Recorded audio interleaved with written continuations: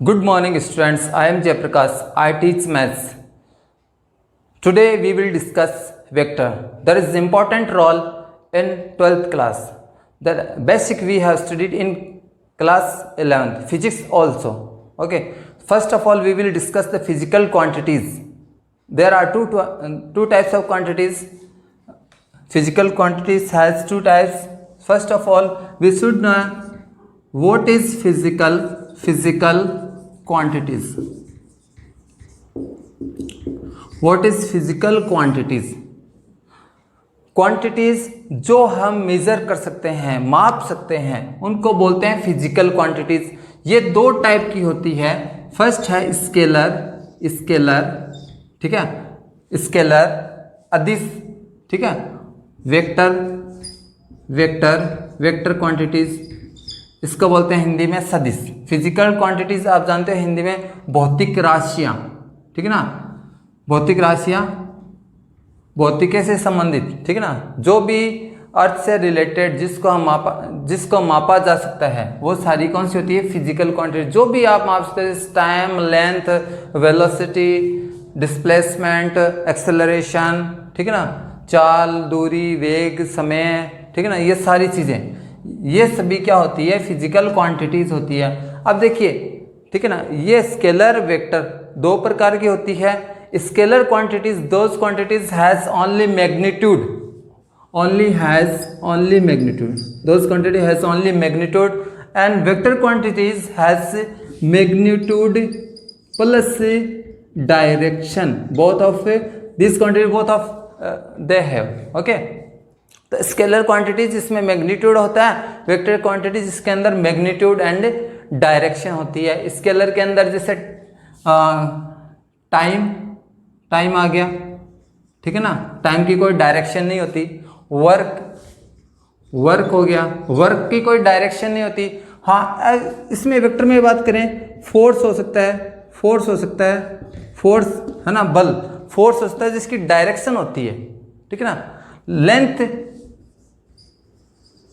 Length क्या है? Scalar है, बट डिस्प्लेसमेंट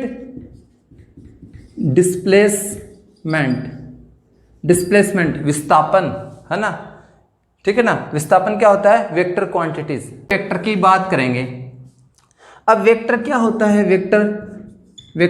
वेक्टर को समझने के लिए हम सबसे पहले हम लाइन वेक्टर पढ़ेंगे। तो एक लाइन लेते हैं, सपोज एक वेक्टर स्पेस के अंदर एक लाइन लेते हैं, एक 3D कोऑर्डिनेट कार्टेशियन प्लेन बनाया था, इसमें एक लाइन लेता हूं मैं, ठीक है ना, एक लाइन ली है मैंने जो आपको पता है इनफाइनाइट तक जाती है।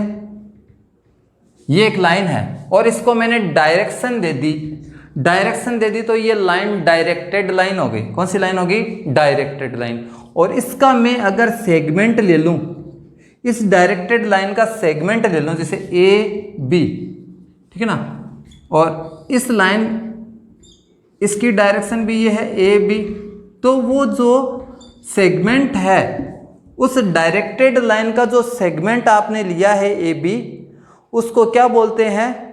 Directed line segment. इसी को क्या बोला जाता है? वेक्टर से डिनोट किया जाता है, ठीक है ना। इसको क्या डिनोट किया जाएगा?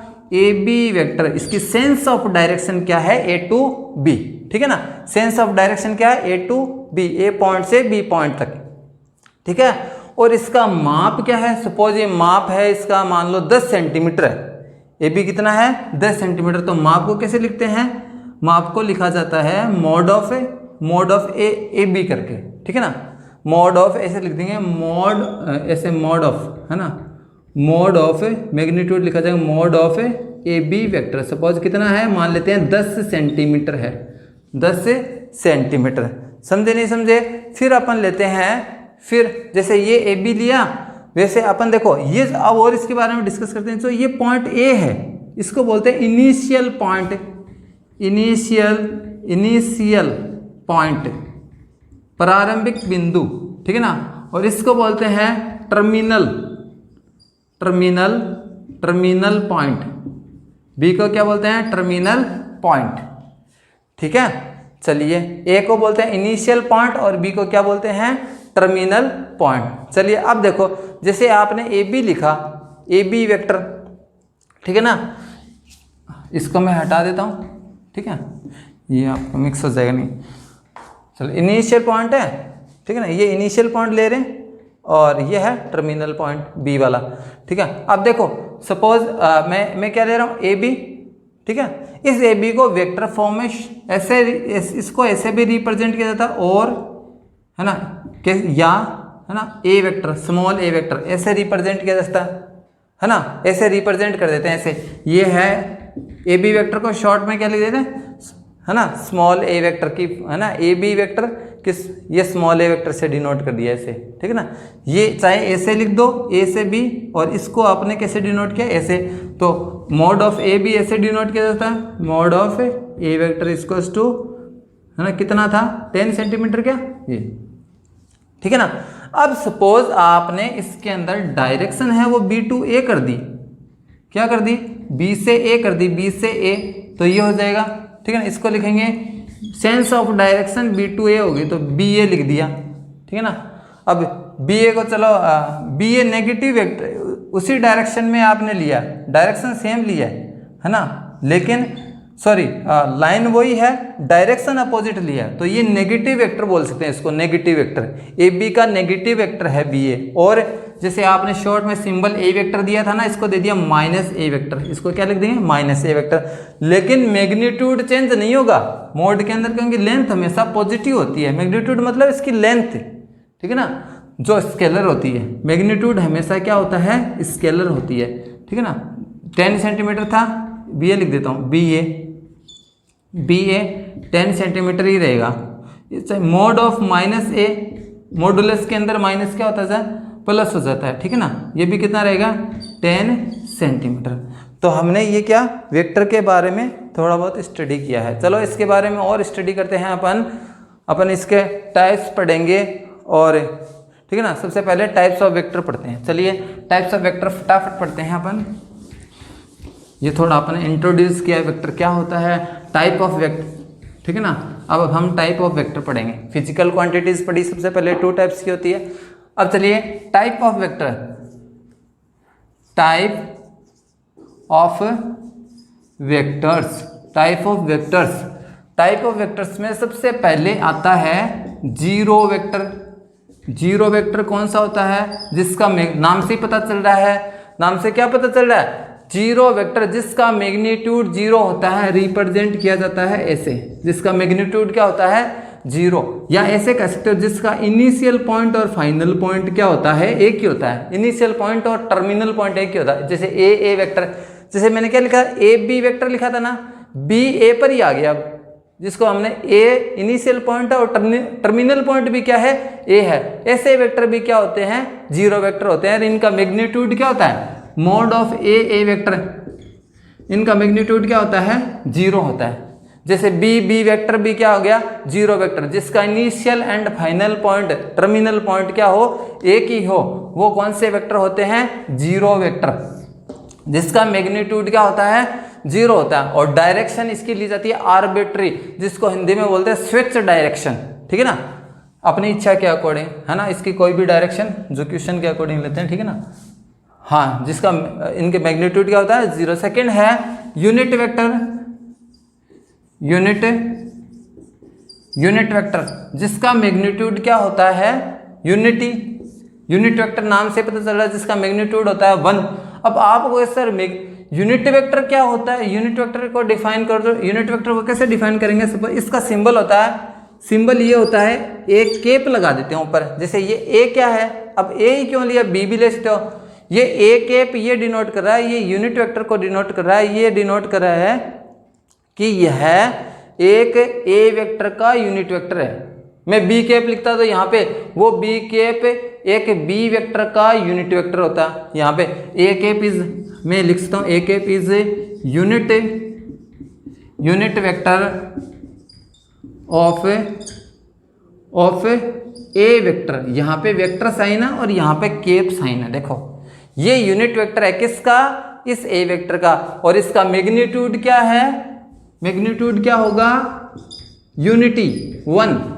अगर कोई वेक्टर आपसे कह दे, अगर कोई वेक्टर यूनिट वेक्टर है, उसका मतलब उसका मैग्नीट्यूड क्या होता है, 1 होता है, ठीक है। अब देखिए यूनिट वेक्टर क्या होता है, इसी की डायरेक्शन में, ये किसकी डायरेक्शन में यूनिट वेक्टर है, इसकी डायरेक्शन में। सपोज मैं लेता हूँ जैसे ये ए वेक्टर है, ये जैसे ए बी दिया था ना, उसको हमने सिंबल दे दिया था ए वेक्टर, ये दिया था, ठीक है ना। अब देखो ये ए वेक्टर है, इसका मैग्नीट्यूड क्या है, ये ए वेक्टर है, इसका मैग्नीट्यूड, इस वेक्टर का मैग्नीट्यूड कितना है, मान लेते हैं 10 सेंटीमीटर है, ठीक है ना, 10 सेंटीमीटर। अब देखिए इसको हमने यूनिट वेक्टर क्या होगा, हमने इसके 10 टुकड़े कर दिए, एक एक यूनिट के टुकड़े बनाए, ठीक है ना। जैसे 1 2 3 4 5 6 7 8 9 10, टोटल 10 पार्ट्स इसको डिवाइड किया, ठीक है ना। A has been divided into 10 parts. Okay, अब देखिए 10 पार्ट्स में जो हर एक पार्ट है ये होगा ए केप, मतलब यूनिट वेक्टर। किसका यूनिट वेक्टर है, इस ए वेक्टर का यूनिट वेक्टर। ये सारे यूनिट वेक्टर है, देखो ए केप है ना। कितने यूनिट वेक्टर बताओ, 10 यूनिट वेक्टर्स बन गए। तो ए की लेंथ कितनी थी, 10 सेंटीमीटर, इसके कितने यूनिट वेक्टर है, 10 यूनिट वेक्टर्स, ठीक है ना। चलिए इसके बारे में देखो और देखो आगे, ठीक है ना। ऐसे यूनिट पार्ट्स में डिवाइड कर दिए। और आप ऐसे कह सकते हो, देखो मैं अगर यहाँ पे लेऊँ, अगर मैं प्लेन में लेऊँ, कार्टेशियन प्लेन के अंदर, देखना ध्यान से, है ना, जो परमानेंट इसके अंदर मैथ्स के अंदर यूज किया जाता है, जैसे एक्स एक्स है, एक्स एक्सिस का यूनिट वेक्टर पता है आपको क्या होता है, आई केप होता है। क्या होता है, आई केप, मतलब आई केप होता है। इसका मतलब ये होता है कि इस एक्सेस को यूनिट पार्ट्स में डिवाइड करेंगे तो एक आई केप हो गया, ये भी आई केप। यूनिट पार्ट में देखो ये आई केप है सारे, समझे नहीं समझे। और वाई एक्सिस का यूनिट वेक्टर क्या होता है, वाई एक्सिस का जे केप। ध्यान रखना, वाई एक्सिस का यूनिट वेक्टर होता है जे केप और जेड एक्सिस का के केप होता है। मतलब वाई एक्सिस भी अगर यूनिट पार्ट्स में डिवाइड करें और हम इस एक पार्ट की बात करें तो उसको बोलते हैं जे केप, ठीक है ना। इसकी डायरेक्शन ऊपर की ओर होती है और आई केप की डायरेक्शन, जैसे ये आई केप, इसकी डायरेक्शन किधर होती है, एक्स की डायरेक्शन, ठीक है। और ये जो जेड एक्सिस है आपका, है ना, वो क्या है, के केप। ये जेड एक्सिस आपको पता है कैसे है, ऐसे ऊपर की ओर है, एक्स और वाई के क्या है, परपेंडिकुलर, ठीक है ना। ये एक्स है, एक्स का नेगेटिव इधर है, वाई है, वाई का नेगेटिव नीचे की ओर है, और जेड ये ऊपर की ओर है, ठीक है ना। जेड ऊपर की ओर है, इसको ऐसा रिप्रेजेंट नहीं किया जा सकता, ऐसे थोड़ी है कि ये है जेड एक्सिस, यहाँ थोड़ी हवा में थोड़ी बना सकते हैं। तो ये जेड एक्सिस है, इसके नेगेटिव साइड अंदर की ओर क्या है, नेगेटिव जेड एक्सिस, ठीक है ना। उसको ये है इसकी डायरेक्शन, है ना, ऐसे के केप यूनिट पार्ट्स है। तो जेड एक्सिस की डायरेक्शन को के केप, मतलब के केप क्या है, जेड एक्सिस की डायरेक्शन में यूनिट वेक्टर। आपसे कह रहे आई केप क्या है, आप कहोगे सर आई केप है वो एक यूनिट वेक्टर है, किसकी डायरेक्शन में, एक्स की डायरेक्शन में। आपको कहे कि जे केप क्या है, आपको कहे सर जे केप भी यूनिट वेक्टर है, किसकी डायरेक्शन में, वाई के डायरेक्शन में। के केप भी क्या है, यूनिट वेक्टर। और इन सब का अगर आप मैग्नीट्यूड लो तो कितना आएगा, 1 आएगा सबका। जे का ले लो, क्योंकि ये यूनिट वेक्टर है, यूनिट वेक्टर का मैग्नीट्यूड मतलब उसकी लेंथ, उसका माप हमेशा, उसकी लंबाई कितनी होगी, 1 यूनिट होगी। इन सब की लेंथ कितनी है, 1। समझ गए ना। अब चलो अपने यहाँ पे आते हैं, यहाँ पे ए वेक्टर लिया था अपने ये 10 सेंटीमीटर का, उसकी मतलब लंबाई देखो, मैग्नीट्यूड मतलब उसकी लंबाई कितनी है, 10 सेंटीमीटर। ए वेक्टर का मैग्नीट्यूड है 10 सेंटीमीटर। हमने यूनिट पार्ट्स में डिवाइड किए और 10 पार्ट्स, है ना, किसके मिले, ए केप मिले, ठीक है ना, 10 पार्ट्स मिले ए केप के, ठीक है ना। अब देखो मैं ऐसे कह सकता हूँ, यहाँ से मैं ऐसे कह सकता हूँ कि ए वेक्टर है वो 10 ए केप से मिलके बना है, ऐसे कह सकता हूँ, 10 ए केप से मिलके बना। तो यहाँ से देखो, यहाँ से आप लिखो ए केप क्या आएगा, चलो मैं लिख देता हूँ, यहाँ से ए केप लिख देता हूँ। ए केप क्या आएगा, A cap equals to A vector divided by 10, यही तो आएगा। ए केप क्या है, ए वेक्टर को 10 से डिवाइड कर दे हम, और 10 पता है क्या है, 10 मैग्नीट्यूड है, इस ए का मैग्नीट्यूड क्या है, 10। A vector divided by mod of A vector, ठीक है ना। ये यूनिट वेक्टर हो गया, ठीक है ना। ये फॉर्मूला आप ध्यान रखना है यूनिट वेक्टर का। अगर आपको किसी के भी डायरेक्शन में यूनिट वेक्टर का फॉर्मूला लिखना है, suppose B cap is a unit vector of B vector, B cap का unit vector of B cap B vector, तो आप बी कैप का फॉर्मूला कैसे लिखोगे? बी कैप का फॉर्मूला लिखा जाएगा B vector upon mod of B vector, ठीक है ना, ऐसे लिखा जाएगा।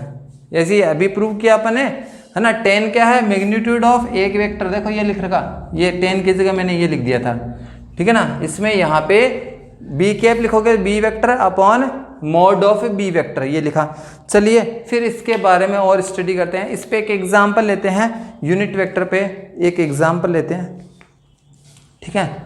अब देखिए इसका एक एग्जांपल लेते हैं, मैं कह दूं, है ना, जैसे कोई वेक्टर लेते हैं अपन, कोई भी वेक्टर लेते हैं, कोई भी पॉइंट वेक्टर कैसे रिप्रेजेंट किया जाता है ना, देखना अभी एक बार ध्यान रखो। जैसे कोई वेक्टर है ना, फाइंड, मैं लिखता हूँ find the unit vector in direction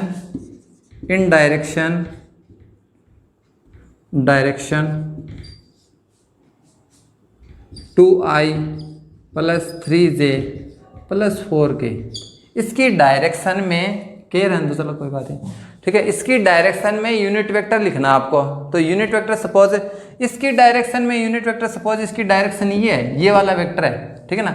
इसको मान लेता हूँ सपोज ये ए है, A vector equals to 2i + 3j + k vector, ठीक है ना, ये वेक्टर है। अब देखो हमें क्या लिखना है, इसकी डायरेक्शन में यूनिट वेक्टर लिखना है, मतलब आपको ए कैप लिखना है। ए कैप क्या होता है? ए कैप का फॉर्मूला आप कहोगे सर फॉर्मूला ये होता है A vector upon mod of A vector, ये फॉर्मूला होता है, ठीक है ना। A cap equals to A vector upon mod of A vector.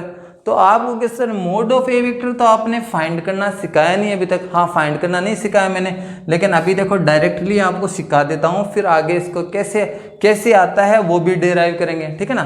चलिए अभी अपन डायरेक्टली लिखते हैं। जैसे ये ए वेक्टर आ गया 2i + 3j + k cap upon, इसको डिवाइड करना है, किससे डिवाइड करना? मोड ऑफ ए से। मोड ऑफ ए कैसे लिखा जाता है? मोड ऑफ ए लिखना बताता हूँ। मोड ऑफ ए वेक्टर लिखना है ना, तो आपको अंडर रूट लेना है सबसे पहले, डिस्टेंस फॉर्मूले से इसका डेराइव होता है, अंडर रूट लेना है। और यहाँ से देखो ये जो है आई का कोफिशिएंट का स्क्वायर लेना, मतलब 2 स्क्वायर लेना है, जे के कोफिशिएंट का स्क्वायर लेना मतलब 3 स्क्वायर लेना। वैसे आपने 11th क्लास में ये पढ़ लिया है 1 स्क्वायर, ठीक है। चलो मॉडुलस ऑफ ए वेक्टर, मतलब इसकी ए वेक्टर की लेंथ क्या आती है, मोड कह दो चाहे इसकी लंबाई कह दो, ठीक है ना। कितनी आगे देखो 491, ठीक है ना, अंडर रूट 14 यूनिट, है ना। तो ये आ गया अंडर रूट 14, इसको डिवाइड कर दो अंडर रूट 14, ठीक है ना, ये बन गया। ये आ गया ए कैप, किसकी डायरेक्शन में? यूनिट वेक्टर आ गया किसकी डायरेक्शन में? किसकी डायरेक्शन में? इसकी डायरेक्शन में, ठीक है ना।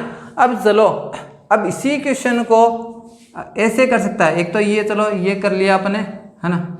सेम क्वेश्चन ऐसे बनता है कि फाइंड द, देखना इसी में देखना, find the unit vector in the direction, ये डायरेक्शन दे दी और आपसे कह दे कि find the unit vector, find the unit vector नहीं दे के आपसे कह दे फाइंड द वेक्टर, है ना, इसकी डायरेक्शन में। फाइंड द क्वेश्चन दे दिया, फाइंड द वेक्टर, यहां पे और दे दिया ऑफ 8 यूनिट, है ना। क्वेश्चन क्या दे दिया? Find the vector of 8 unit. 8 unit का वेक्टर आपको लेना है, ठीक है, 8 यूनिट का वेक्टर लेना है, 8 यूनिट का। यहां पे मैंने क्या लिखा है? 8 यूनिट लिखा है, 8 यूनिट, ठीक है ना, 8 यूनिट। एक वेक्टर लेना है जिसका मैग्नीट्यूड, है ना, find the vector of 8 unit, या मैग्नीट्यूड कितना है उसका? 8 यूनिट है। एक वेक्टर ऐसा सर्च करना है जिसका मैग्नीट्यूड 8 यूनिट है, ठीक है। किसकी डायरेक्शन में? इसी की डायरेक्शन में लेना है।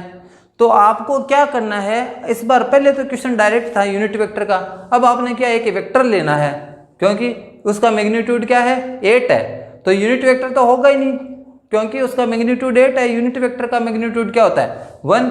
तो इसका क्या करना है आपको, इसकी डायरेक्शन भी लेना, तो इसकी डायरेक्शन में सबसे पहले तो क्या करेंगे, ए कैप फाइंड करेंगे, वैसे ही इसकी डायरेक्शन में लेना और एक ऐसा वेक्टर लेना जिसके उसका मैग्नीट्यूड कितना हो 8 हो, और उससे क्या कर देंगे फिर 8 ए कैप कर देंगे, बस इतना सा चेंज है। 8 से उसको क्या कर देंगे इनटू कर देंगे, ठीक है ना। इसी में मैंने समझा दिया। अगर आपको कह दे यूनिट वेक्टर फाइंड करो तो यूनिट वेक्टर तो सीधा ही आ गया। अगर आपसे कह दे कि वेक्टर फाइंड करो और उसका मैग्नीट्यूड 8 हो, ठीक है, या 10 हो, तो बस वो ए कैप निकाला ना, उसको उससे 10 से गुणा कर दो या 8 से गुणा करना है, इनटू करना है, समझ गए ना। ये है आपका यूनिट वेक्टर। चलो यूनिट वेक्टर पे इस पे क्वेश्चन हो गए। अब अपन लेते हैं इक्वल वेक्टर, ठीक है ना, इक्वल वेक्टर लेते हैं। चलिए अब इक्वल वेक्टर्स कौन से होते हैं, इक्वल वेक्टर सीधा सा है, थर्ड टाइप है, ठीक है। इक्वल वेक्टर्स वो वेक्टर्स होते हैं जिसकी सेंस ऑफ डायरेक्शन सेम होती है और मैग्नीट्यूड भी क्या होता है सेम होता है। समझ गए डेफिनेशन, है ना। आप लिख सकते हो जिसकी सेंस ऑफ डायरेक्शन सेम होते हैं, लिखूंगा नहीं मैं। थर्ड है देखो इक्वल वेक्टर। इक्वल वेक्टर्स वो होते हैं जिसकी सेंस ऑफ डायरेक्शन सेम होती है। सपोज ये ए वेक्टर है और ये क्या है बी वेक्टर, ध्यान से समझना, ठीक है। ये ए वेक्टर है और ये बी वेक्टर है। अब यहाँ से सेंस ऑफ डायरेक्शन भी सेम होनी चाहिए। दो कंडीशन है, सेंस ऑफ डायरेक्शन सेम होनी चाहिए और उनका मैग्नीट्यूड भी क्या होना चाहिए सेम होना चाहिए। देखो ऐसे भी हो सकता है, ये कोलिनियर भी हो सकते हैं एक लाइन में। ये ए वेक्टर है और ये भी क्या है बी वेक्टर, ठीक है ना। चलो कोलिनियर वाले को आगे लेते हैं, ठीक है ना। ये ले लिया मैंने, चलो इधर ही ले लेते हैं, ठीक है ना, यहीं ले लेते हैं। चलो ए वेक्टर, उनका मैग्नीट्यूड, सपोज इसका मैग्नीट्यूड क्या है, मॉड ऑफ ए कितना है 10 सेंटीमीटर और यहाँ पे मॉड ऑफ बी कितना है, मॉड ऑफ बी यहाँ लिख देता हूँ, mod of B equals to 10 centimetre और यहाँ पे भी मॉड ऑफ ए कितना है 10 सेंटीमीटर। दोनों का मैग्नीट्यूड भी सेम है और डायरेक्शन भी क्या होनी चाहिए सेम होनी चाहिए। तो कौन से होंगे इक्वल वेक्टर, इनकी डायरेक्शन सेम है। देखो कोलिनियर हो सकते हैं, ठीक है, डायरेक्शन क्या है सेम और मैग्नीट्यूड भी मान लेते हैं। Magnitude mod of A vector equals to 10 centimetre and mod of B vector भी कितना है 10 सेंटीमीटर, ठीक है ना। अब इस पे हम एग्जाम्पल लें। आपको कोई कह दे कि क्वेश्चन एग्जाम्पल ऐसा आ सकता है, इसका क्वेश्चन ऐसा आ सकता है कि ए वेक्टर आपको दे दिया 2i plus 3j and B vector दे दिया आपको xi प्लस yj, ऐसे दे दिया और आपसे कह दें कि ये दोनों वेक्टर है वो क्या है इक्वल वेक्टर है, ठीक है। a and b are equal vectors, so find the value of x and y। तो कैसे सॉल्व करोगे, आप कहोगे सर इक्वल वेक्टर है, इसका मतलब a vector equals to b vector, ठीक है ना। दोनों को कंपेयर करना है। देखो 2i प्लस 3j लिख देना equal to xi plus yj, compare कर दो i के कोफिशिएंट के साथ में। देखो क्या है x इक्वल्स टू कितना हो गया 2 और यहाँ से y के कोफिशिएंट के j के सॉरी यहाँ पे i के कोफिशिएंट के साथ में x हो गया और यहाँ पे i के कोफिशिएंट के साथ में 2 हो गया। इधर y j के कोफिशिएंट के साथ में y हो गया और इधर 3 हो गया। x equals to 2 y equals to 3, simple सा क्वेश्चन है, ठीक है ना, एकदम सिंपल सा क्वेश्चन है ये, ठीक है, आपकी बुक के अंदर मिल जाएगा। फिर देखिए इसके बाद में हम लेते हैं थर्ड है नेगेटिव वेक्टर्स, सॉरी फोर्थ ले लेते हैं, है ना, नेगेटिव वेक्टर्स। नेगेटिव वेक्टर्स होते हैं जिनकी सेंस ऑफ डायरेक्शन तो अपोजिट हो और मैग्नीट्यूड क्या हो सेम हो, ठीक है। सपोज ये ए वेक्टर है और ये बी वेक्टर है, ये बी वेक्टर। देखो सेंस ऑफ डायरेक्शन वो है, सेंस ऑफ डायरेक्शन क्या है अपोजिट, बट मैग्नीट्यूड सेम है। मान लो मॉड ऑफ ए भी 10 है, इसकी लंबाई भी 10 है और इसकी लंबाई भी कितनी है 10 है, मैग्नीट्यूड सेम है, ठीक है ना। और इसके अंदर ऐसे भी हो सकता है, ये ऐसे भी हो सकता है, ठीक है, और एक ऐसे भी हो सकता है, ऐसे भी हो सकता है। ये ए वेक्टर मान लेते हैं और ये क्या हो गया बी वेक्टर, ठीक है ना। A vector equals to minus A, negative vector है ये, ठीक है ना। और इसका जो लेंथ है वो क्या होगी, इक्वल होगी इसके, मैग्नीट्यूड सेम होगा, डायरेक्शन अपोजिट होगी। चलो फिर पढ़ते हैं पैरेलल समांतर, ठीक है ना। पैरेलल वेक्टर्स देखना कौन से होते हैं। पैरेलल वेक्टर्स में ये भी पैरेलल वेक्टर है वैसे तो, ये इक्वल और ये पैरेलल है, ठीक है ना। ये इसमें 2-3 टाइप और आगे देखो पैरेलल वेक्टर्स के अंदर। एक तो लाइक वेक्टर क्या होता है, sense of direction same but magnitude same नहीं। सेंस ऑफ डायरेक्शन तो सेम है, दोनों की डायरेक्शन सेम है बट मैग्नीट्यूड सेम नहीं है। अगर मैं कहूँ कि इसका मैग्नीट्यूड 5 है, इसका 10 है और सेंस ऑफ डायरेक्शन सेम है, तो आप कह देना लाइक वेक्टर है। मैं कहूँ कि इसका मैग्नीट्यूड इसके बराबर कर दूँ, सेंस ऑफ डायरेक्शन सेम और मैग्नीट्यूड भी सेम कर दूं, तो ये क्या बन जाएगा, इक्वल वेक्टर बन जाएगा, समझ गए। और अगर मैं कह दूं कि सेंस ऑफ डायरेक्शन अपोजिट है, मैग्नीट्यूड भी चेंज है, ठीक है ना, बट पैरेलल है, सेंस ऑफ डायरेक्शन अपोजिट में आ गया, ठीक है, उसको बोलते हैं अनलाइक वेक्टर्स, ठीक है ना, अनलाइक वेक्टर्स।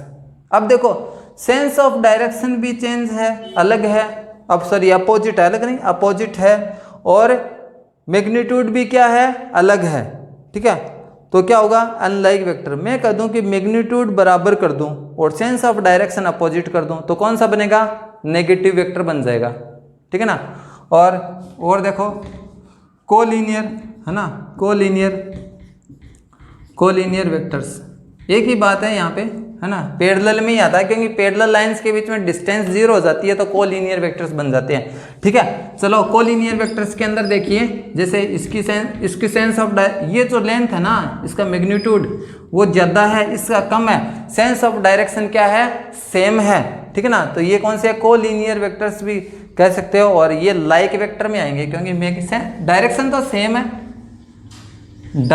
तो सेम है बट मैग्नीट्यूड चेंज है, ठीक है ना, तो इसलिए ये लाइक वेक्टर्स के अंदर ही काउंट होंगे, लेकिन कोलिनियर है, एक लाइन पर ही है, ठीक है ना।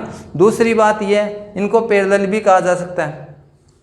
दूसरी बात ये, अगर मैं इसका मैग्नीट्यूड इसके बराबर कर दूं, तो क्या बनेगा, ये क्या बन जाएगा, इक्वल वेक्टर बन जाएगा, मैग्नीट्यूड बराबर कर। ये टाइप ऑफ वेक्टर। फिर इसके बाद में एक पोजिशन वेक्टर की बात करते हैं, ठीक है ना। चलिए इसके बाद में पढ़ते हैं पोजिशन वेक्टर, ठीक है ना। पोजीशन वेक्टर देखो,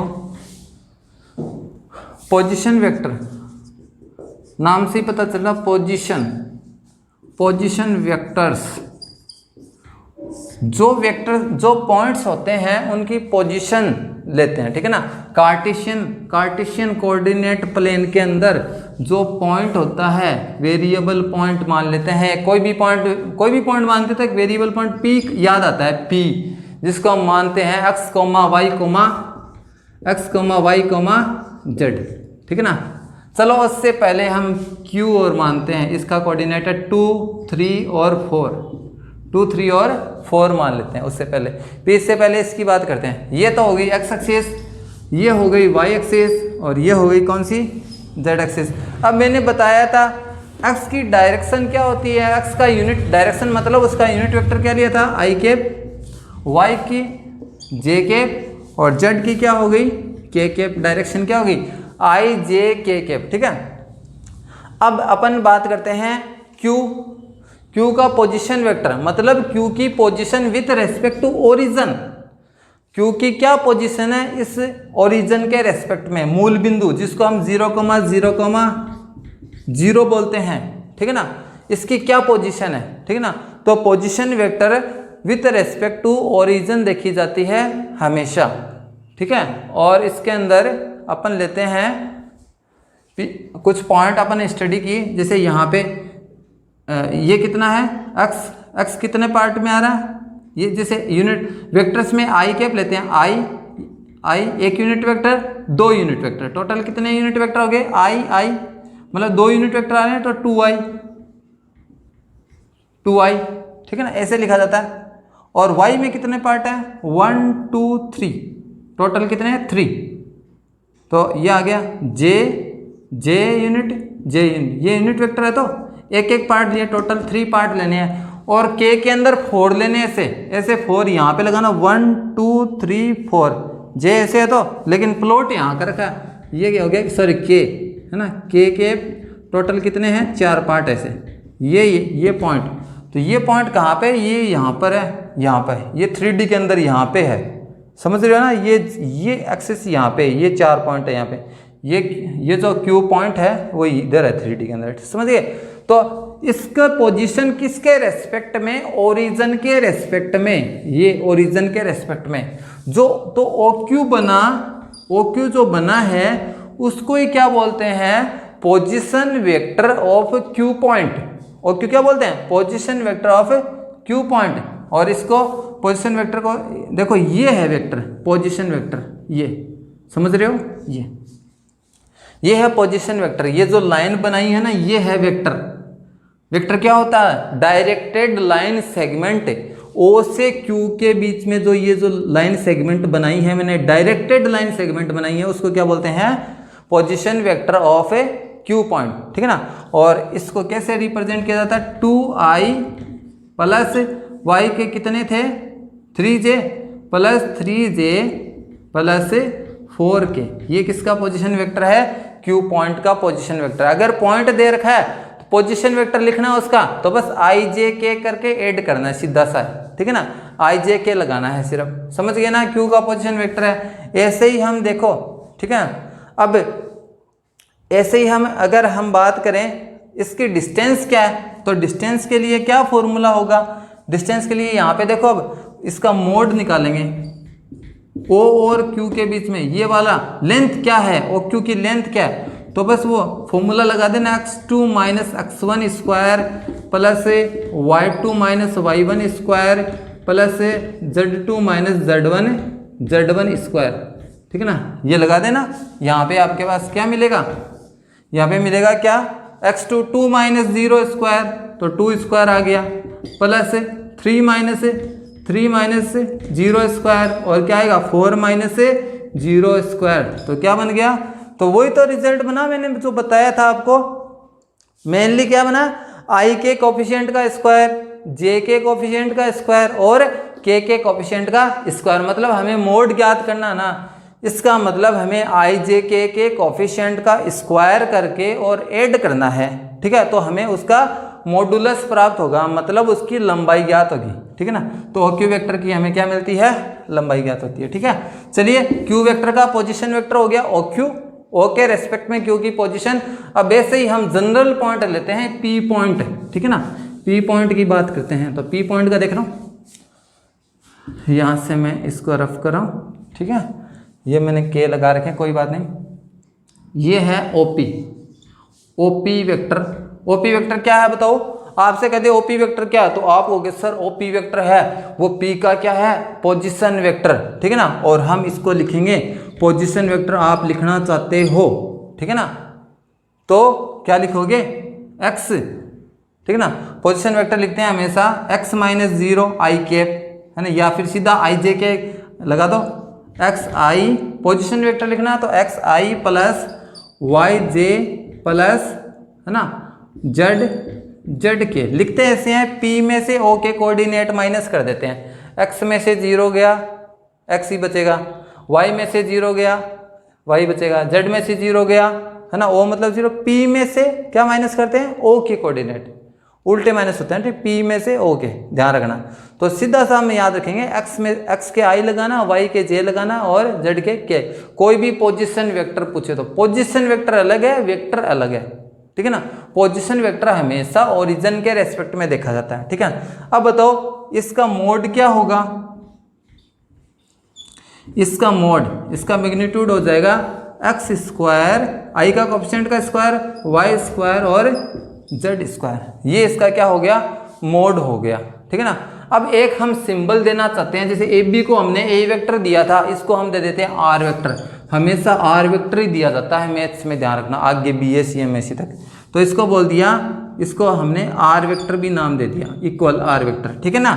इसको लिख दिया मोड ऑफ R वेक्टर, ऐसे लिख सकते हैं, तो ये ध्यान रखना आर वेक्टर क्या हो गया, एक्स आई प्लस वाई जे, कोई भी आप वो बिंदु मानना हो वेक्टर के अंदर तो एक्स वाई जेड, तो उसमें एक्स वाई जेड तल में मानते हैं कार्टेशियन प्लेन में, और वेक्टर फॉर्म में कोई बिंदु मानना है तो आप मानोगे आर बराबर X I plus Y J plus Z K, mod of R equals to under the root X square Y square Z square. R का मतलब क्या है यहाँ पे ओपी, ओपी मतलब पोजिशन वेक्टर ऑफ पी, ठीक है ना, position of P point with respect to origin, ठीक है, समझ में आया। चलो फिर अपन पढ़ते हैं, अब चलो पोजिशन वेक्टर हो गया, अब हम पढ़ते हैं 2 पॉइंट के लिए, ठीक है ना, 2 पॉइंट के लिए। उससे पहले हम कुछ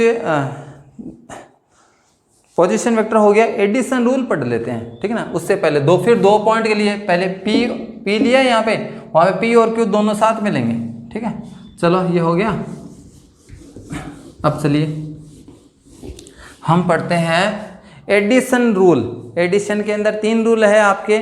पहला रूल है एडिशन रूल, है ना, एडिशन रूल पढ़ते हैं, ध्यान से देख लो, कोई ज़्यादा नहीं है, फटाफट कर लेंगे। एडिशन रूल, ठीक है ना। पहला रूल है ट्राइंगल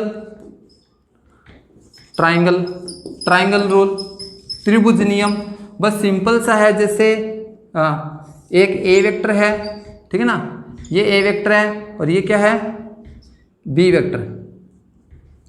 त्रिभुज रूल पढ़ रहे हैं क्या।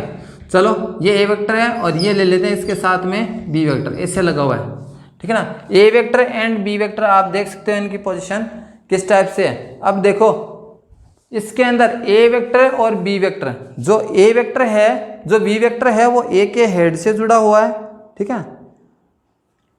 तो इसके अंदर देखो जो इसका रिजल्टेंट होगा दोनों का, ठीक है, इन दोनों का जो रिजल्टेंट आएगा, ठीक है ना, ये थोड़ा सा इंक डाली है मैंने, लाइट हो गया था, ठीक है, अब दिख रहा है। चलिए ए वेक्टर और बी वेक्टर, इसका जो रिजल्टेंट बनेगा, देखो इनका और दोनों का ऑर्डर सेम, आप देख सकते हो। ए का ऑर्डर देखो, ऑर्डर मतलब क्रम देखो, ये ए है और फिर बी, इसी क्रम में ये चल रहा है, अपोजिट होता तो ऐसे होता, ठीक है ना। तो इनका रिजल्टेंट, इनका जो परिणामी होगा वो इन दोनों के अपोजिट रिवर्स ऑर्डर में होगा। जैसे आप कह रहे हो सर ऐसे चल रहे हैं फिर ऐसे चल रहे हैं, ऐसे जाना चाहिए, लेकिन रिजल्टेंट क्या आएगा, ऐसे आएगा। रिजल्टेंट मतलब एडिशन रूल पढ़ रहे हैं ना, A vector plus B vector को ये क्या करेगा, रिप्रेजेंट करेगा। मतलब ये जो ए पॉइंट मानो, है ना, ये ए वेक्टर में यहाँ लगा देता हूँ, ये ए वेक्टर, ए बी वेक्टर को स्मॉल ए वेक्टर से रिप्रेजेंट किया जाए, ठीक है, और ये बी सी को स्मॉल बी से डिनोट किया गया, ठीक है ना, और ए सी को ए प्लस बी से डिनोट किया। देखो ये डायरेक्शन है, ए टू बी, बी टू सी, ठीक है ना, ए टू बी, पहले तो आप ए से बी गए, बी से सी गए, ठीक है, और इसकी जो डायरेक्शन है वो किधर से है, ए टू सी, डायरेक्ट ए और बी दोनों का मतलब डायरेक्शन क्या है, ए टू सी को रिप्रेजेंट कर रहा है, ठीक है ना। तो ये जो है, ये जो यहाँ पे जो वेक्टर सी है वो किसके इक्वल है, सपोज ये इसको सी मान लेता हूँ, ये सी वेक्टर है, सी वेक्टर किसके इक्वल है, A vector plus B vector के इक्वल है। जो रिजल्टेंट है ना, जो रिजल्टेंट वेक्टर है यहाँ पे ए और बी, ये भी ए से सी तक जा रहा है, रास्ता क्या है, ए वेक्टर बी वेक्टर, और यहाँ से सीधा आ जा रहा है ए से सी, तो सी वेक्टर किसके इक्वल है, A plus B vector. Direction add हो रही है यहाँ पे, समझ लेना, ठीक है ना। डायरेक्शन क्या है, ए टू सी, ठीक है। चलो सेकंड है पैरेललोग्राम, पैरेललोग्राम, ठीक है ना, पैरेललोग्राम रूल। पैरेललोग्राम रूल के अकॉर्डिंग देखो ये हो गया, ये आपका इसको रफ कर दो, हो गए ट्रायंगल रूल हो गए बस। पैरेललोग्राम देखो, ये एक वेक्टर है ए वेक्टर और ये वेक्टर है बी वेक्टर, ठीक है ना, ये बी वेक्टर ले लिया, ठीक है। फिर देखिए चलो ये एक वेक्टर है और ये बी वेक्टर है।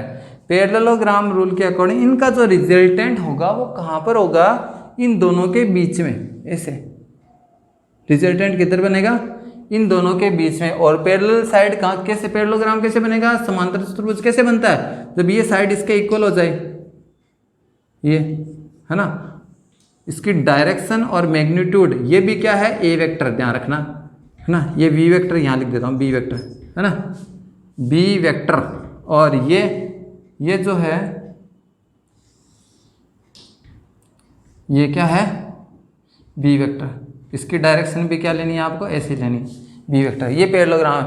और इनका जो रिजल्टेंट ये जो बीच में आएगा वो क्या आएगा, ए प्लस बी वेक्टर, ए प्लस बी वेक्टर बनेगा। ठीक है, ये ए ऐसे लग रहा है और बी ऐसे लग रहा है, तो बीच में आएगा रिजल्टेंट ए प्लस बी। आप एक यहाँ पे ट्राइंगल रूल भी देखो फॉलो हो रहा है, ए बी और ये अपोजिट साइड रिवर्स ऑर्डर में ए प्लस बी। ठीक है ना, ये हो गया कौन सा, पैरेललोग्राम रूल। ठीक है ना, इस पे बहुत सारे डेराइव भी करवाए होंगे आप फिजिक्स के अंदर, किया होगा आपने 11th के अंदर फिजिक्स के अंदर, उसके अंदर एंगल फाइंड करना, रिजल्टेंट फाइंड करना, सारे आपने पढ़े होंगे। ठीक है ना, डेराइव भी किया होगा। चलो अब इसके बाद में पॉलीगन रूल, थर्ड कौन सा है, पॉलीगन रूल। ठीक है ना, पॉलीगन रूल क्या है, जैसे ये ए वेक्टर है, ठीक है ना, देखते जाना बस, ये ए वेक्टर है, ये बी वेक्टर है, ये बी वेक्टर है, तो इसका रिजल्टेंट क्या आएगा, यहाँ से रिवर्स डायरेक्शन में ए वेक्टर प्लस बी वेक्टर।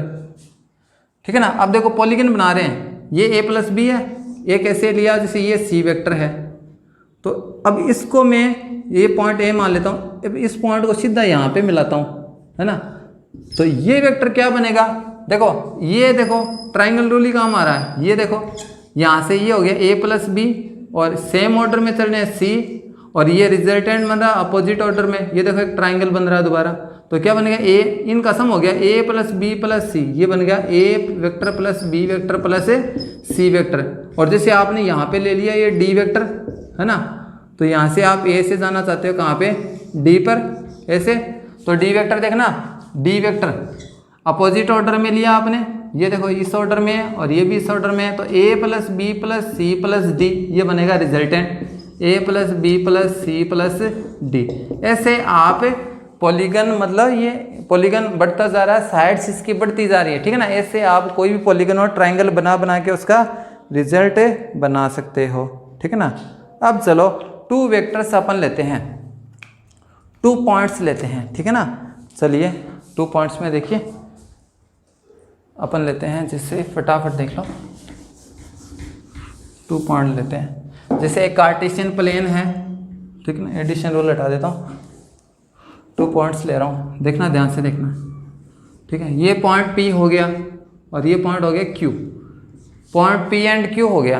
अब इसमें ये हो गया x1, y1, ठीक है ना, Q पॉइंट को थोड़ा दूर ले लेते हैं, है ना, ये हो गया Q पॉइंट x2, y2।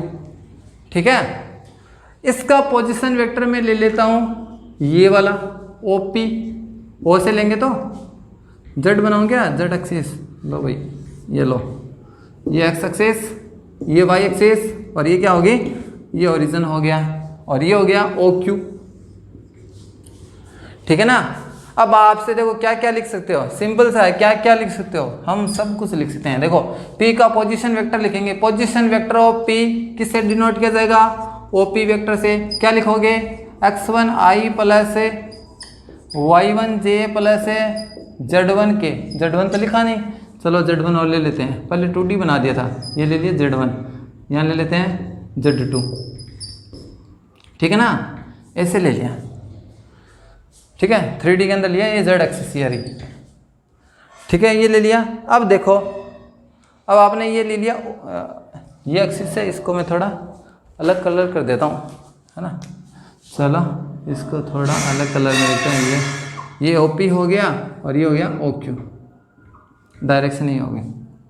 ठीक है, अब OQ लिखते हैं, OQ vector equals to x2i plus y2j, यहाँ पे x1 y1 z1 plus z2k। ठीक है ना, अब आप लिखना चाहते हो PQ वेक्टर, क्या लिखना चाहते हो, PQ वेक्टर। तो देखो ये PQ वेक्टर है, ये रहा P से Q की ओर, QP मतलब Q से P की ओर, आप ले रहे हो PQ, पहले PQ पढ़ लेते हैं, फिर QP अपने आप आ जाएगा।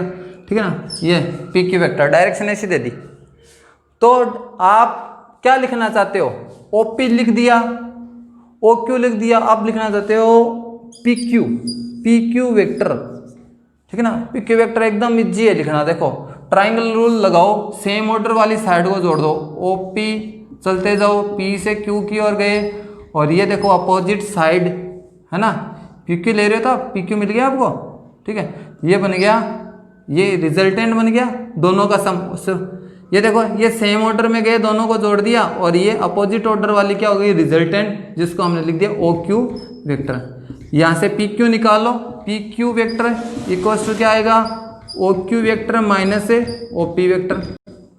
तो लिख दो PQ वेक्टर आपके पास आ गया, क्या आया, PQ वेक्टर आया OQ vector minus OP vector. ध्यान से देखो, मतलब इसका Q का पोजीशन वेक्टर माइनस हुआ, किस, ओ माइनस P का पोजीशन वेक्टर। पहले Q का पोजीशन वेक्टर लेना है, फिर क्या लेना है, Q का फिर P का लेना है। PQ लिखोगे ना तो Q का पोजीशन वेक्टर है माइनस P का पोजीशन वेक्टर, ऐसे लेना है, ठीक है।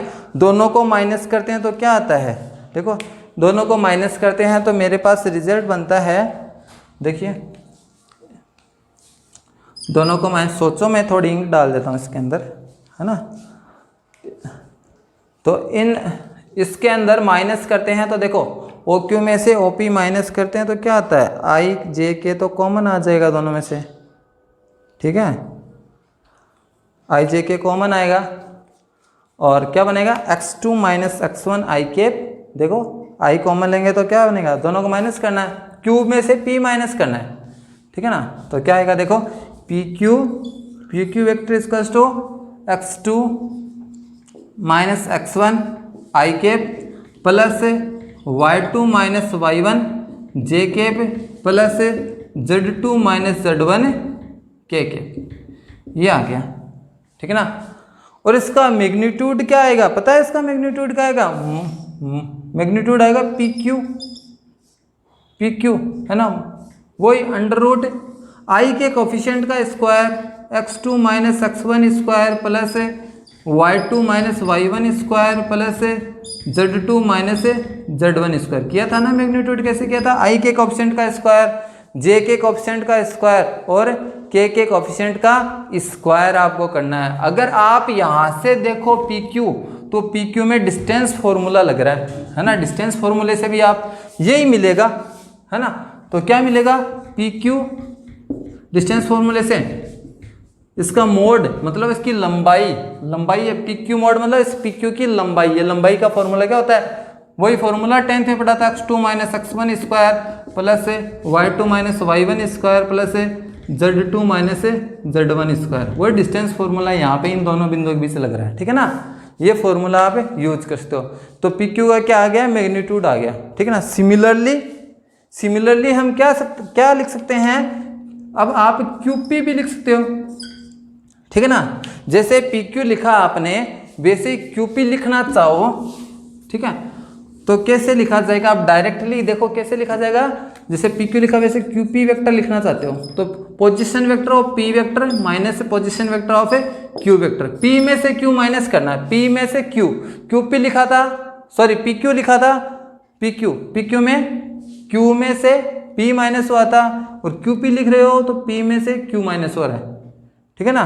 अगर आपने PQ लिखा था तो क्या लिखा था, OQ vector minus OP vector लिखा था, ठीक है ना। बस इसमें से ये माइनस होगा OP में से।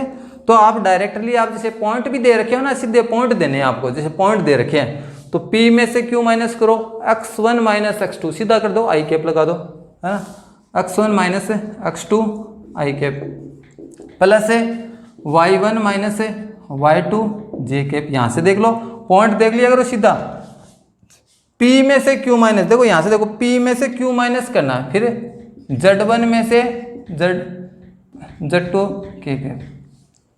अब QP आ गया, इसका मोड लिख सकते हो, मोड क्या आ जाएगा, I के कोफिशिएंट का स्क्वायर, I क्या है, इसके कोफिशिएंट का स्क्वायर, J के कोफिशिएंट का स्क्वायर प्लस K के कोफिशिएंट का स्क्वायर।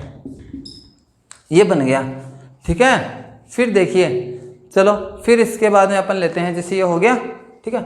इस पे कोई भी एग्जाम्पल भी ले सकते हो, है ना। जैसे अपन कोई पॉइंट लेके अगर बात करें, है ना, जैसे P पॉइंट को ले लेते हैं और Q पॉइंट को ले लेते हैं, है ना। एक एग्जाम्पल ले लेते हैं, सपोज ये ले लिया 2 3 4, ठीक है ना। और ये ले लिया 1 0 1 0 2, ठीक है ना, ऐसे ले लिया। तो पोजीशन मैं कहूँ पोजीशन वेक्टर ऑफ पी लिखो, तो position vector of P vector क्या आएगा, देखो क्या क्या फाइंड करते हैं 3j + 4k, ये आ गया पोजीशन वेक्टर, ठीक है ना। और इसका मोड लिखेंगे तो क्या लिखेंगे, mod of OP, mod of OP लिख दोगे ना, क्या लिखोगे 3 square 2 square 3 square 4 square. O position vector of Q क्या लिखोगे, position vector of Q, position vector of Q आएगा i + 0j + 2k। P Q लिखना चाहते हो, पी क्यू वेक्टर लिखना चाहते हो, position vector of Q minus position vector of P, direct minus करना, देखो डायरेक्ट करेंगे अपन, पॉइंट देख के करेंगे इस बार। 1 में से माइनस गया 2, 1 - 2 i कैप, क्यू में से माइनस करना है 0 - 3 j कैप, ठीक है ना। और क्या आएगा, इस z को थोड़ा छोटा कर देता हूँ, ये z, ठीक है, प्लस 2 - 4 k कैप, ये बन गया, ये पी क्यू आ गया। सोल्व करते हैं तो आप पी क्यू वेक्टर आएगा आपके पास है -i cap -3j cap -2k cap. इसका मोड लिख सकते हो, लिख सकते हैं, मोड क्यों नहीं लिख सकते, बस वही सर ने क्या बताया था, -1 square coefficient of i square, coefficient of j square, square of coefficient k, है ना। बस इसको सोल्व कर देंगे, ये क्या आ गया, मोड आ गया। जैसे पी क्यू निकाला वैसे क्या निकाल सकते हो, क्यू पी निकाल सकते हैं, ठीक है ना, समझ गए। अब चलो, जैसे इसका मोड आपसे पूछे कि पी के पोजीशन वेक्टर का मोड ज्ञात करो, फाइंड करो, तो मोड ज्ञात करो, पहले तो पोजीशन वेक्टर लिख दिया, फिर इसके कोफिशिएंट है i j के, उनका स्क्वायर करके अंडर रूट में ऐड कर दो, इसका मोड आ गया। किसी का भी मोड करना हो बस i j के कोफिशिएंट का स्क्वायर करके ऐड करना है, ठीक है। चलो इसके बाद में पढ़ते हैं सेक्शन फॉर्मूला, ठीक है, सेक्शन फॉर्मूला पढ़ते हैं। सेक्शन फॉर्मूला एक जी सा है ना। टाइप ऑफ वेक्टर को हटा देता हूँ, ठीक है, ये है सेक्शन फॉर्मूला। सेक्शन फॉर्मूला विभाजन सूत्र, ठीक है ना। सेक्शन फॉर्मूला विभाजन सूत्र क्या होता है, देखो आपने 10th क्लास में पढ़ा होगा। जैसे ये पॉइंट A है, उसके कोऑर्डिनेट है x1, y1, ये पॉइंट B है, कोऑर्डिनेट है x2, y2, और इसमें जो एक पॉइंट P था जो इसको m/n में क्या कर रहा है, विभाजित कर रहा है, ठीक है ना, m/n में विभाजित कर रहा है। तो हमने इस पॉइंट P के कोऑर्डिनेट मान लिए थे x, y, क्या मान लिए थे, माना P के कोऑर्डिनेट x, y है, तो P x, y लिखा था अपन ने, कैसे लिखा था, ऐसे, P का x कोऑर्डिनेट आएगा यहाँ पर, फिर y कोऑर्डिनेट आएगा यहाँ पर, समझ गए, ये कोमा आ गई, ये बीच वाली कोमा आ गई यहाँ पे, P का x कोऑर्डिनेट यहाँ लिखूंगा और P का y कोऑर्डिनेट यहाँ लिखूंगा, ये P पॉइंट ही है, ठीक है ना, ये P पॉइंट यहाँ आ गया, ये कोमा यहाँ आ गई, x कोऑर्डिनेट यहाँ लिखूंगा, y कोऑर्डिनेट यहाँ पे। ये 10th का है, आपको आना चाहिए, इसको ऐसे x2m ऐसे लिखते हैं, x2m, और इसको ऐसे x1n अपॉन में सम ऑफ रेशियोज, है ना, m + n, और इधर से y लिखेंगे y2m + y1n upon m + n, ठीक है, ये पढ़ा था। चलो इसके बाद में हमने क्या किया, वाई विभाजन पढ़ा। वाई विभाजन में क्या किया, ये पी पॉइंट इसी लाइन पे आगे विभाजित करेगा, जैसे ये ए बी है, वाई विभाजन का मतलब ये होता है कि ये पी पॉइंट इसी लाइन पे आगे जाके विभाजित करता है ना। m अनुपात मतलब ये इसका और इसका अनुपात क्या होगा, m/n होगा, ये m और ये n, ठीक है ना, अनुपात होगा। चलिए अब वेक्टर में क्या करते हैं, इसका ये x1 y1 नहीं लेके बस हम पोजीशन वेक्टर लेंगे। क्या लेंगे, सिर्फ पोजीशन वेक्टर। सपोज इसका पोजीशन वेक्टर ले लेता हूँ a1, क्या ले लिया a1, और इसका पोजीशन वेक्टर ले लिया मैंने क्या, सॉरी a ले लिया, और इसका पोजीशन वेक्टर ले लिया b, और जिसका याद करना है वेरिएबल पॉइंट, उसका पोजीशन वेक्टर अपन ने क्या लिया था, आपको याद है तो r वेक्टर लिया था, मैंने कहा था ये हमेशा ही काम आएगा, ठीक है ना। बस यहाँ पे क्या ले लिया, r का पोजीशन वेक्टर निकालना है, P का पोजीशन वेक्टर R निकालना है। तो बस इसमें ये 2 बार नहीं लिखा जाएगा, बस ये एक बार लिख दो। यहाँ से क्या लिखा जाएगा, बी वेक्टर को M से इंटू कर दो, एक ही है, वहाँ पे x y दोनों थे, इसको कर दो A वेक्टर को किससे, इससे, और ये आ गया M प्लस n। तो R के इक्वल में क्या आ गया, R, P का पोजीशन R, ये रहा। तो R इक्वल टू क्या आ गया, R vector equal to B vector M plus A vector n upon M plus n, ठीक है ना, ये आ गया। अगर बाह्य विभाजन हो तो क्या लग जाएगा, यहाँ पे माइनस आ जाएगा, ठीक है ना, बाह्य विभाजन के लिए। तो प्लस तो हो गया, सॉरी चलो लिख देता हूँ, R vector equal to B vector M plus A vector n upon M plus n, ठीक है ना, प्लस माइनस ले लिया। प्लस तो है इंटरनली डिवाइडेशन के लिए, और माइनस लेना है एक्सटर्नली डिवाइडेशन के लिए। समझे नहीं समझे, ये है, ठीक है ना, ये है आपका सेक्शन फॉर्मूला। हाँ, एक पॉइंट और हो गया, मिड पॉइंट। अगर P मिड पॉइंट हो, if P is mid point, what is the position vector of P point, मतलब मिड पॉइंट है, इसका मतलब रेशियो 1:1 हो गया। यहाँ 1 रख दो, यहाँ 1 रख दो, यहाँ 1 रख दो, यहाँ 1 रख दो। मिड पॉइंट तो तभी होगा जब इंटरनली डिवाइड होगा, मतलब प्लस वाला लेना है, प्लस यूज करना है आपको, ठीक है ना। प्लस यूज करोगे यहाँ पे M की जगह 1, N की जगह 1, ठीक है। तो mid point, if P is mid point of AB vector का मिड पॉइंट है, तो P का पोजीशन वेक्टर, P का पोजीशन वेक्टर है ना, then position vector of P, जिसको हम R वेक्टर लिखते हैं, क्या लिखेंगे, A vector plus B vector upon 2, क्या लिखेंगे, A vector plus B vector upon 2। समझे नहीं समझे, चलिए फिर आगे और करते हैं। इसके बाद में इस पे एक एग्जांपल लेते हैं, या इसको डेराइव भी कर सकते हैं, डेराइव करके बताता हूँ। चलो एक फॉर्मूला डेराइव करके बताता हूँ, ठीक है ना, ध्यान से समझना। तो डेराइव करके मैं बताता हूँ, ठीक है। जैसे मैंने इसको AB को किस में डिवाइड किया, M/n में डिवाइड किया, किसके द्वारा किया गया है, एक P पॉइंट के द्वारा किया गया है, जिसका रेशियो किस रेशियो में, M/n के अंदर। डायरेक्शन में क्या ले रहा हूँ, A से P से B, ठीक है। मैंने लिख दिया AP vector upon PB vector equals to M/n। ओहो, इंक लग गई, ठीक है ना, ऐसे लिख दिया। समझे नहीं समझे। अब चलिए इसको लिखते हैं, इसको लिखेंगे ऐसे, क्रॉस मल्टीप्लाई कर दो, N AP वेक्टर और यहाँ से M PB vector.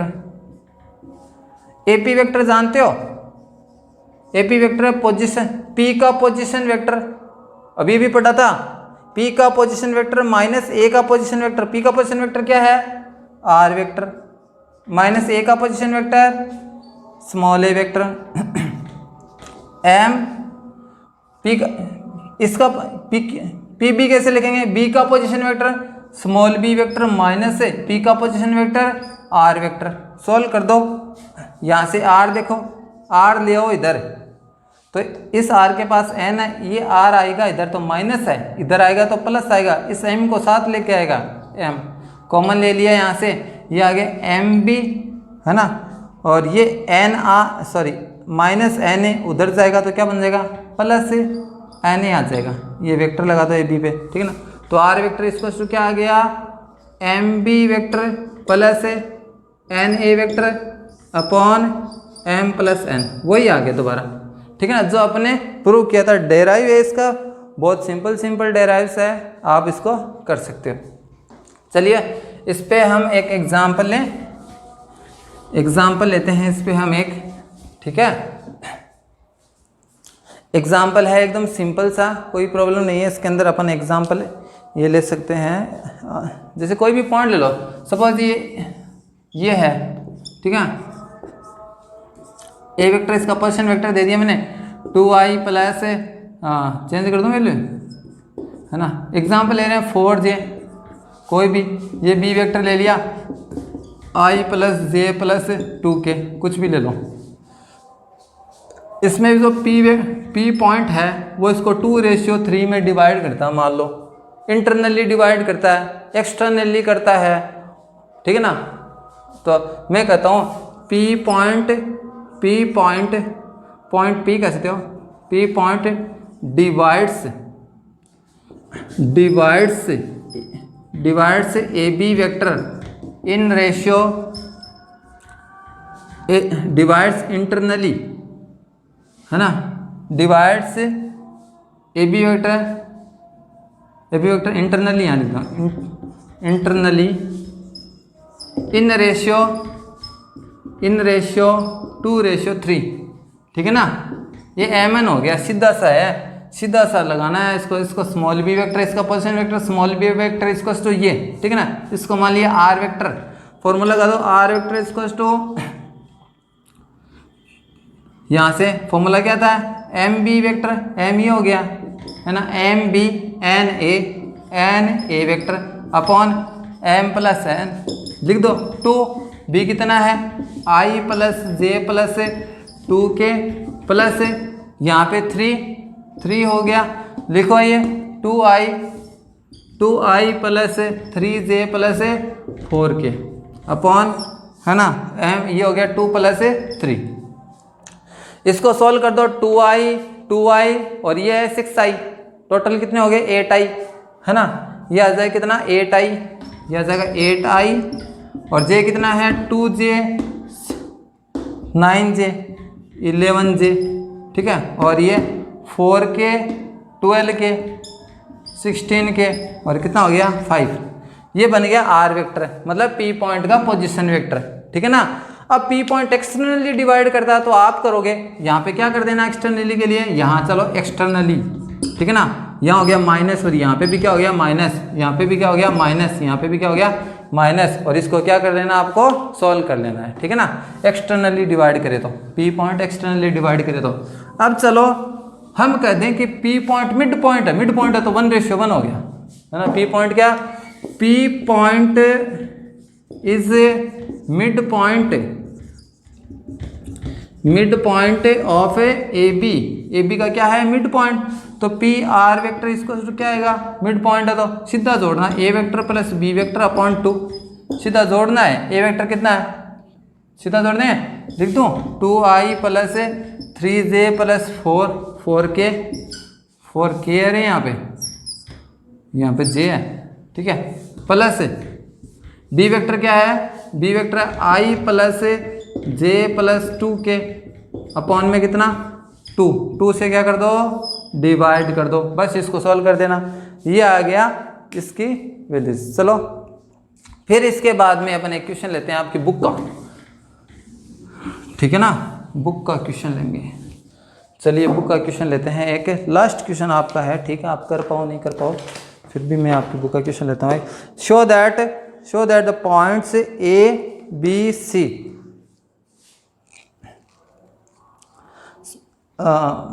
with position vector small a vector b vector and c vector respectively from the vertices of a right angle triangle। जो पॉइंट है ए बी सी, आपको बताना है कि ये राइट एंगल ट्राइंगल के क्या है वर्टिसेस है, और उनके क्या दे रखे हैं पोजीशन वेक्टर दे रखे हैं, वेक्टर नहीं दे रखे हैं पोजीशन वेक्टर दे रखे हैं, ठीक है ना, पोजीशन वेक्टर, ठीक है ना। ओरिजिन के रेस्पेक्ट में दे रखे हैं, मतलब वेक्टर ही होता है, ओरिजिन के रेस्पेक्ट में पोजीशन वेक्टर दे रखे हैं, है ना।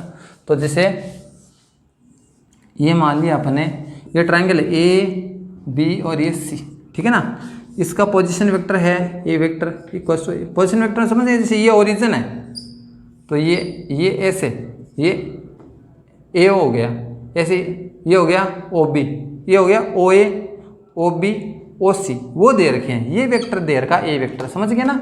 ओ बी वेक्टर मतलब समझ गए पोजीशन वेक्टर क्या दे रखे, तो पोजीशन वेक्टर इसका दे रखा है 3 - 4 - 4 3i - 4j - 4k।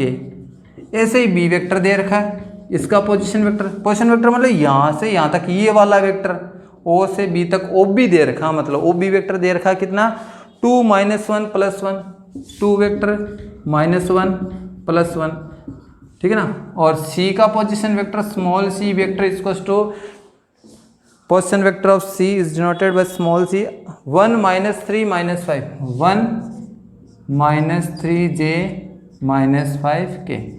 आपको बताना ये ट्राइंगल राइट एंगल ट्राइंगल है, तो हमें पता है कि राइट एंगल ट्राइंगल है तो डेफिनेटली उसमें पाइथागोरस थ्योरम लगती है।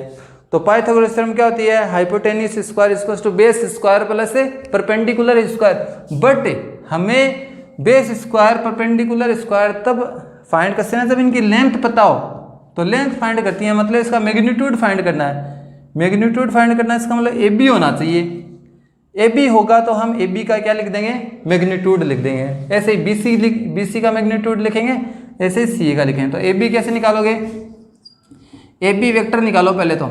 ए बी सॉरी ये नहीं आएगा, ये तो उसमें आएगा मैग्नीट्यूड में, ठीक है ना। ए बी वेक्टर निकालो, ए बी वेक्टर आएगा बी के पोजीशन वेक्टर में से ए का पोजीशन वेक्टर माइनस, बताया था बी में से ए माइनस करो, 2 में से देखो यहीं से डायरेक्ट माइनस करो, बी में से करना 2 में से 3 माइनस किए तो माइनस का आई कैप, ठीक है ना।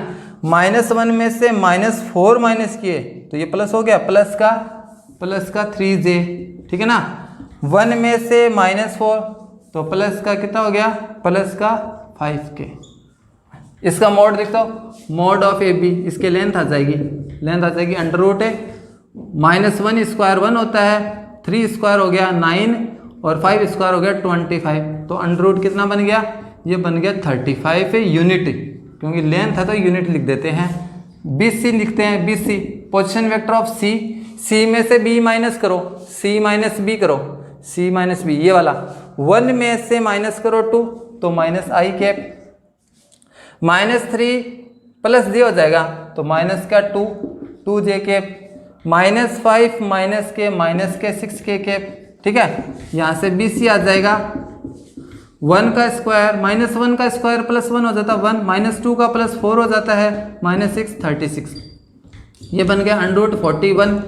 फिर लिखेंगे सी आ जाएगा, सॉरी पहले सी ए लिखते हैं, C A vector equals to, C A vector लिखा जाएगा आपका, सी ए लिखो, C position vector of A minus C 3 - i 2i, ठीक है।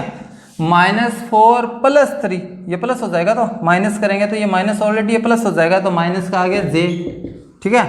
-4 + 5 हो जाएगा, माइनस करेंगे तो प्लस का k, ठीक है ना। तो आ गया mod of C A vector equals to कितना आ गया 4 + 1 + 1 2 का स्क्वायर 4, मोड निकालेंगे तो -1 स्क्वायर 1 स्क्वायर कितना आ गया अंडर रूट 6। अब देखो पाइथागोरस थ्योरम लगती है, सबसे बड़ी साइड होती है हाइपोटेनियस, ये वाली हाइपोटेनियस ले लेना है ना, यूजिंग लिख देंगे, using Pythagoras theorem, using Pythagoras theorem. तो लिखेंगे पाइथागोरस थ्योरम लिखेंगे BC mode of BC square, length लेंगे तो मोड लेंगे, ध्यान रखना मोड लिया, BC स्क्वायर मतलब हाइपोटेनियस स्क्वायर, बेस स्क्वायर कुछ भी ले लो, AB स्क्वायर ले लो, इसको बेस 1 ले लिया और इसको ले लिया BC को हाइपोटेनियस, मतलब यहाँ पे ऐसे 90 बनेगा, मतलब ये C पॉइंट है ना, ऐसे 90 बनेगा, ये A पॉइंट में यहाँ लिख देता हूँ, ये लो, ये ऐसे 90 बनेगा, ध्यान रखना इस टाइप से बना है, ठीक है।